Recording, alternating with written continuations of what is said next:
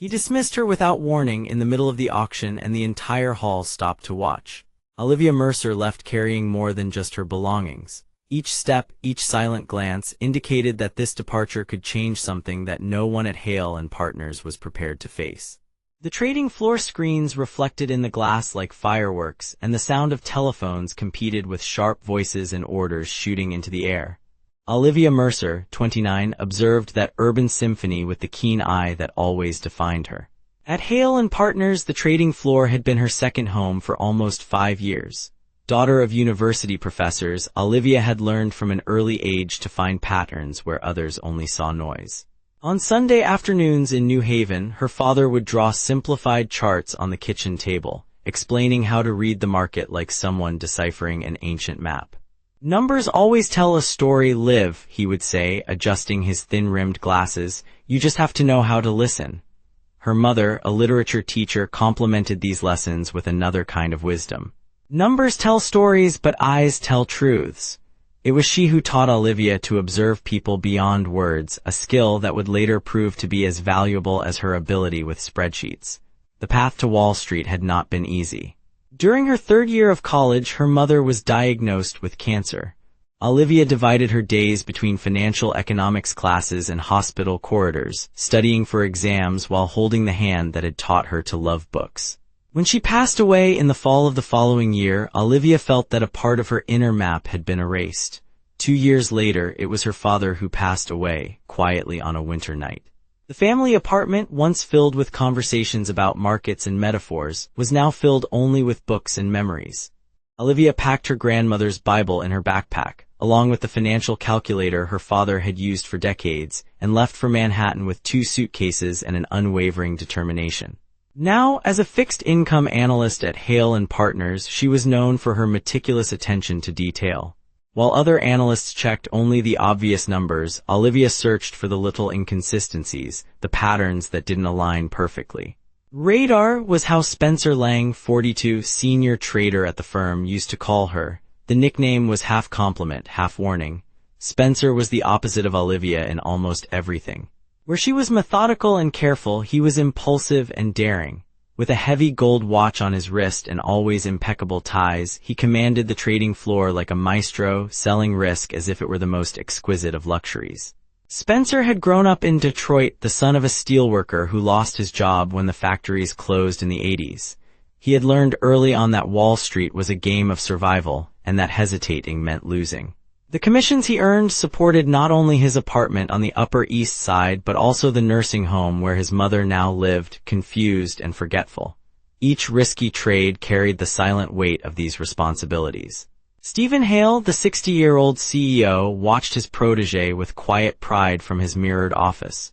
To him, the numbers at the end of the quarter were the only truth that mattered, and Spencer delivered them consistently. If this came with occasional client complaints about aggression or questionable methods, they were just the cost of doing business on Wall Street. On that May Friday, the market was pulsing with a particularly fast rhythm. Olivia was reviewing a series of trades with a foreign pension fund, an important client who had doubled his investments in recent months. It was when something caught her attention. A sequence of trade confirmations showed identical spreads at different times, something practically impossible in a volatile market like that one. The timestamps differed by seconds, but the execution conditions were perfectly the same. "This doesn't make sense," she murmured to herself, pulling out her black-covered notebook where she noted down important observations. The patterns, too perfect, bothered her like an off-key note in a symphony. Olivia downloaded the full statements and began to check the routing codes. There was something familiar in those numbers, something that didn't seem to follow the natural flow of the market. As she wrote down her suspicions, she felt a chill run down her spine, not out of fear, but from the sensation of touching something bigger than it first appeared. Mercer. Spencer Lang's voice cut through the noise of the room like thunder. Everyone around froze for a moment. In the big room. Now, the aquarium, as the main meeting room was known, had glass walls that allowed everyone on the floor to see what was happening inside. When Olivia entered, Spencer was standing, arms crossed, without his usual charismatic expression. "We've received complaints that you have been delaying executions and blocking the book with unnecessary revisions," he said, without offering a chair or any preliminaries. "You are dismissed now." Olivia felt as if the ground had disappeared from under her feet. Without warning, her voice faltered briefly before finding firmness. "I'm following the compliance protocol. There are inconsistencies in the Meridian Fund executions that need—" "You heard," Spencer interrupted her, adjusting the watch on his wrist. "Security will accompany you to your desk to collect your personal belongings." Through the glass walls, everyone on the floor watched the scene. No one said anything. Wall Street has its rituals, and this was one of them. When someone falls, everyone looks on in silence, knowing that tomorrow it could be any one of them. Olivia felt that familiar pain of loss, the same she had felt by her mother's hospital bed, the same at her father's funeral. It was like a metallic taste in her mouth, a chill that rose from her feet and froze her legs. With silent dignity, she walked to her desk, picked up her coat, the black notebook, a framed photo of her parents, and a brown envelope where she had stored the statements printed earlier. The security guard accompanied her to the elevator, his face impassive as if he were escorting just another box, not a shattered career. When the building doors opened onto Broad Street, Olivia was greeted by a biting wind. Even though it was spring, the air had a chill that seemed to reflect her state of mind. She couldn't go home. Instead, she walked a few blocks, the envelope clutched against her chest like a shield, until she found a small cafe with windows fogged by steam. She ordered a tea and sat near the window. Across the street, the lights of the financial district shone like promises that were no longer meant for her. She sat there, motionless, mentally reviewing every detail of the past few weeks, trying to understand what had caused such an abrupt dismissal. Olivia stayed at the cafe for 2 hours, watching the street's movement, when she recognized Daniel Whitaker walking on the opposite sidewalk. They had met at a financial compliance conference the previous year, where he had presented a study on fraud patterns in emerging markets. At the time, they exchanged business cards and a few words about detection methodologies. Impulsively, she left the cafe and called out to him. Daniel stopped, surprised to see her, and immediately noticed her distressed expression. Daniel Whitaker greeted her with a concerned smile. "Financial forensic consultancy. Olivia, right, from last year's conference. You look. Are you okay?" "Olivia Mercer," she responded almost in a whisper. "And I think I've found something bigger than I should have. Do you want to talk about it?" He gestured toward the cafe behind her. Sometimes a coffee and another perspective helped to organize the chaos. The coincidence was strange, but Olivia remembered that Daniel had mentioned often working in that area. Something in his calm demeanor made her accept. Olivia opened the envelope and, with slightly trembling fingers, spread the sheets on the table. Daniel examined them with methodical calm, his experienced eyes catching details that for many would be just bureaucratic noise. "The confirmations are too perfect," he murmured after a few minutes. "Look at these timestamp stamps. Stacked within almost identical seconds, but with exactly equal spreads. In real markets, this rarely happens without some kind of artificial manipulation." He pointed to a field at the bottom of the document. "And here, there's a reference to a side letter that's not in the main contract. This means undisclosed parallel terms. Who gave you this?" "No one," Olivia replied, feeling more confident as she saw her suspicions confirmed. "It was on the common server. I downloaded it because something seemed out of place in the recent executions." Daniel leaned back in his chair, running his hand over his unshaven chin. "Out of place is my apartment in Brooklyn." He smiled briefly, a smile that seemed to carry untold stories. "And I'm sorry to say, but you've stumbled upon a thread that unravels a very large ball. From what I'm seeing, there are signs of systematic front-running." Olivia was well aware of the term. The illegal practice of trading in advance based on insider information about customer orders, securing profits at their expense. As they left the cafe, the wind was stronger. Olivia stopped in front of a small stone church on the corner, touching the cold wall with the palm of her hand. The world seemed too big, too unfair, like when she had been by the hospital bed, like at the funeral under the snow. With the simplicity she had learned in evening prayers with her grandmother, she whispered, "God, I don't know how to get through this. I don't want revenge, I want truth. If I'm right, don't let me back down. If I'm wrong, correct me gently. Show me the next step." When she opened her eyes, the city was still the same, but something inside her had shifted. Daniel was waiting a few steps away, respecting that private moment. "I needed to pray," she said, without elaborating further. "I understand," he replied, and there was an honesty in his voice that needed no further explanation. "Let's take it slow. First, document everything we have. Second, protect you. In the following hours, in a room borrowed from a small office on Maiden Lane, they reviewed pages, stamps, logs, and emails. Daniel, 36, conducted the investigation with the patience of someone who knows the value of time. Amid document reviews, he shared his story. The son of a carpenter in Ohio, he had worked at one of the big consulting firms until he saw a significant fraud being covered up in the name of market stability. He chose to work independently, where his conscience had more room to breathe. Mercer put down the pen after hours of analysis. You're not alone in this, but I need to be clear. If we're dealing with large-scale market manipulation, there will be powerful people wanting to silence this story. Even people with good intentions and convincing justifications. The system is afraid of its own flaws. I'm afraid too, Olivia admitted, looking at the photo of her parents she had placed on the table. But my parents taught me that fear doesn't make decisions, character does.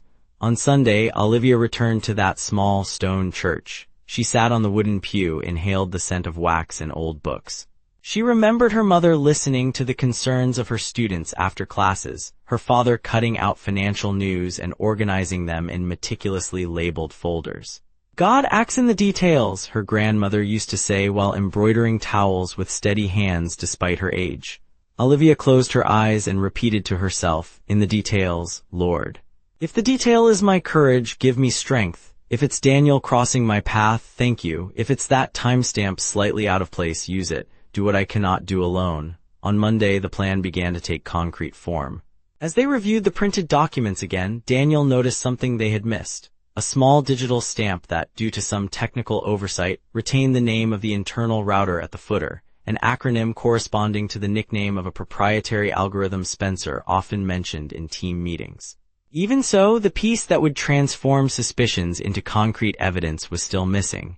Olivia glanced over the pile of notes and suddenly remembered that part of the reports was still on the corridor printer. I need those papers, she murmured, standing up. Daniel accompanied her to the door but was surprised by Louis Carter, 58 years old, the floor custodian, who was coming precisely with the sheets in his hands. I was taking them to your desk, Miss Mercer. Someone left this in the printer. Olivia thanked him but noticed his attentive look at the documents. I recognize some terms. Louis touched the stamped header. My sister lost her entire pension in a similar scheme 10 years ago. I spent months helping her understand reports. When I saw these repeated acronyms, I thought they weren't ordinary papers. The timestamp in the footer was precise, 2 minutes after Olivia's dismissal. If the truth exists, it shouldn't be forgotten in a printer, Louis concluded, stepping back. If I can help, I want to help. Daniel examined the sheets closely. This closes an important loop, but we still need someone on the inside with real access to validate all this. He leaned back in his chair, thoughtful. The new head of compliance, Claire Donovan. I've known her reputation since London. If anyone would jump into this, it's her. Olivia took a deep breath, her heart racing. Then let's find her. 2 days later, in an unassuming cafe 3 blocks from Hale and Partners, Olivia and Daniel waited in silence. The reports were inside a black folder on the table, and every customer who entered made Olivia's heart race. Claire Donovan arrived on time, wearing a gray blazer and with a calculating look. She recognized Daniel, then Olivia, and sat down without fuss. You called me for something serious, Daniel, she said in a low voice. I hope it's worth the risk of being seen here with you. Daniel opened the folder and slid the documents toward her. Claire flipped through them quickly, pausing at some of the stamps, and frowned. I've seen smaller schemes bring down entire companies, she commented. If this is what it seems, it's not just fraud. It's systemic manipulation. Olivia took a deep breath. So you believe us? Claire closed the folder firmly. I believe you have found a bomb, and if you accept my help, we will light the fuse. Over the next 3 weeks, they gathered discreetly in a community room loaned by a church in Lower Manhattan. Under a simple wooden crucifix, they carefully planned each step. Complete documentation for the external audit, a copy to the board of directors, and anonymous notification to the market regulator. During this period, Spencer began to show signs of pressure. His operations became more erratic. He arrived earlier and left later. In casual conversations with colleagues, he mentioned concerns about industry changes and new protocols complicating everything. Olivia, keeping her distance but observing, realized that he was not just greedy. He was a desperate man trying to maintain a system that was collapsing. On Thursday at 8:03 a.m., after weeks of meticulous preparation, the Hale and Partners intranet fired off an alert. Extraordinary board meeting at 10 a.m. At 8:17 a.m., encrypted protocols sent the attachments to the external audit, as Claire had programmed. At 8:22 a.m., logs and side letters simultaneously reached the regulatory body. At 9:05 a.m., Stephen Hale called Spencer Lang to his mirrored office. Spencer entered the room knowing something was wrong. When he saw the documents spread out on Hale's table, his hands trembled slightly. 20 years building this, murmured Spencer, looking out the window at the city below. My mother won't understand why the visits will stop. He turned to Hale. Did you know I was supporting a nursing home with those commissions? I'm not justifying myself. I just wanted someone to know. At exactly 10 a.m., the board met in an atmosphere of palpable tension. Claire spoke first, with a firm voice and impeccable documentation. Daniel presented the inconsistencies with educational clarity. Spencer did not deny the accusations, but methodically explained how the scheme had evolved from minor adjustments to systematic manipulation. Stephen, visibly shaken, admitted to turning a blind eye to unconventional methods in exchange for consistent results. Silence fell over the room at 11:42 a.m. The full investigation would take 6 months. Spencer was immediately suspended and later indicted. The company faced heavy fines and a complete restructuring of its trading division. Olivia remained unemployed for 4 months, living off her savings and facing the informal blacklist that Spencer had managed to orchestrate before his downfall. It was Claire who, after her own departure from Hale and Partners, contacted Olivia with a different proposal. Not a traditional job, but the opportunity to create an independent consultancy specializing in financial ethics, with support from an investment fund interested in transparent compliance. Daniel was walking alongside her on a September morning, unhurriedly, when she finally said, "It's strange how justice works. Spencer lost everything, but in the end, I think he found something like peace. He is cooperating with the investigations, helping other cases. And she looked at the envelope in her hands containing the first consultancy proposal. I discovered that what I want most is not a job, it's a purpose." There is one last thing you should know, Daniel said. The audit found that you were not the first to notice irregularities. Other analysts had reported similar suspicions in the past 2 years but were silenced in less dramatic ways. You were different because you didn't back down.